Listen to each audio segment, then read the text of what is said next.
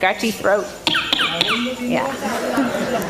Well, Bob Russell was telling us about his work on nanotubes. Yeah, it's one big peanut. Impressive. Even if it doesn't have a laser? Yeah. Yeah. A little splat at the end. Einstein, did that hurt? Ow, ow, ow. Yeah, it can get a bird like Einstein frustrated. Do your head now. All right. All right. No, I don't have the problem. You have the problem. Remember, you were saying that you're really embarrassed because you're in love with a pirate. There you go.